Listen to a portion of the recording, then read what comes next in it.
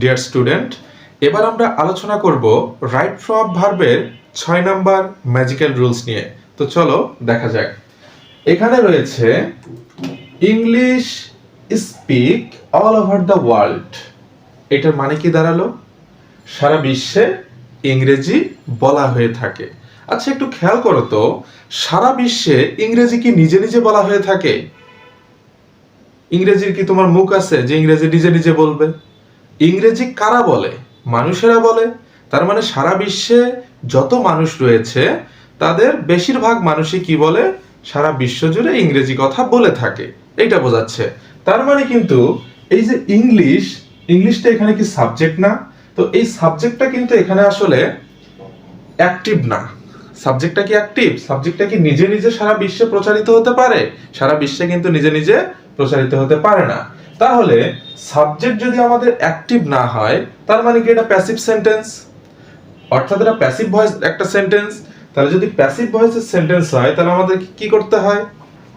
একটা auxiliary verb নিতে হবে এবং ভার্বের কি করতে হবে? পাস্ট পার্টিসিপল করে দিতে হবে।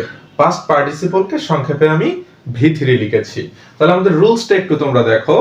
সেন্টেন্সটি প্যাসিভ ভয়েসের হলে টেন্স ও পার্সন অনুযায়ী অক্সিলারি ভার্ব প্লাস V3 করতে হবে। এবার একটু দেখো তো তাহলে কি হবে? ইংলিশ স্পিক, আমার কিন্তু একটা সাবজেক্ট রয়েছে, তাহলে আমি কি নিব? ইংলিশের সঙ্গে কি হয়? যেহেতু আমার এটা প্রেজেন্ট ইনডেফিনিট টেন্সের একটা সেন্টেন্স, তাহলে আমি কিন্তু এখানে ওয়াজ বা ওয়্যার নিতে পারি না। আমাকে এখানে ইজ নিতে হবে এবং আমাকে এখানে কি নিতে হবে? অথবা আমাকে এখানে আর নিতে হবে। এখন ম্যাজিক্যাল রুলস 5 নম্বরে আমি তোমাদেরকে শিখিয়েছিলাম, সাবজেক্টটা যদি সিঙ্গুলার হয় ভার্বটাও সিঙ্গুলার হবে, সাবজেক্টটা যদি প্লুরাল হয় ভার্বটাও প্লুরাল হবে। তাহলে একটু দেখো, এখানে ইংলিশ এটা কি? এটা একটা সাবজেক্ট এবং এটা দ্বারা সিঙ্গুলারই বোঝায়। তাহলে ইংলিশের সঙ্গে কি হবে? ইজ হবে। একটা সিঙ্গুলার ভার্ব গ্রহণ করলাম। এরপরে দেখো কি করতে হবে? যে ভার্বটা দেয়া আছে এই ভার্বটা V3 ফর্ম করে দিতে হবে। তাহলে স্পিকের V3 কি? স্পোকেন।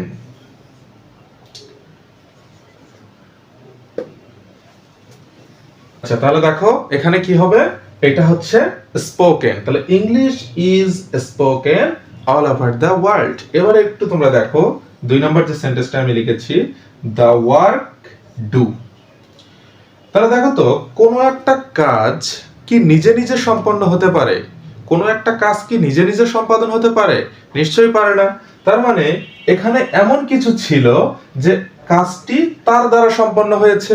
তার মানে কি দ্য ওয়ার্ক, এখানে যদি আমি দেই বাই হিম, তাহলে কিন্তু বিষয়টা অনায়াসেই তোমরা বুঝতে পারবা যে এখানে বাই রয়েছে এবং সাবজেক্টের অবজেক্টিভ ফর্ম রয়েছে, সুতরাং এটা প্যাসিভ ভয়েসের একটা সেন্টেন্স। কিন্তু পরীক্ষায় কি করে জানো? পরীক্ষায় এই বাই হিমটা দেয় না, যাতে করে তোমরা কনফিউজড হয়ে যাও যে আসলে এটা অ্যাক্টিভ নাকি এটা প্যাসিভ। তো দেখো, এই জন্য আমি এটা হাইড করে রেখেছিলাম। তাহলে the work do by him, তোমরা অলরেডি বুঝতেই পারছো কাজটা তার দ্বারা সম্পন্ন হয়। তো কাজটা যদি তার দ্বারা সম্পন্ন হয় অবশ্যই প্যাসিভ ভয়েসের সেন্টেন্স। তাহলে কি করতে হবে? একটা অক্সিলারি ভার্ব নিতে হবে। তাহলে যেহেতু আমার সাবজেক্টটা এখানে কি? সাবজেক্টটা আমার এখানে থার্ড পারসন সিঙ্গুলার, তাহলে আমি কি করব? এখানে একটা অক্সিলারি ভার্ব নিব, ইজ নিব। হ্যাঁ, নিলাম। তাহলে দ্য ওয়ার্ক ইজ। এবার কি করতে হবে? এই যে ডু ভার্বটা রয়েছে এই ডু ভার্বের পাস্ট পার্টিসিপল করতে হবে। তাহলে the work is done. The work is done by him. তো আশা করি তোমরা রাইট ফ্রম ভার্বের 6 নাম্বার ম্যাজিক্যাল রুলসটা খুব সুন্দরভাবে বুঝতে পেরেছো।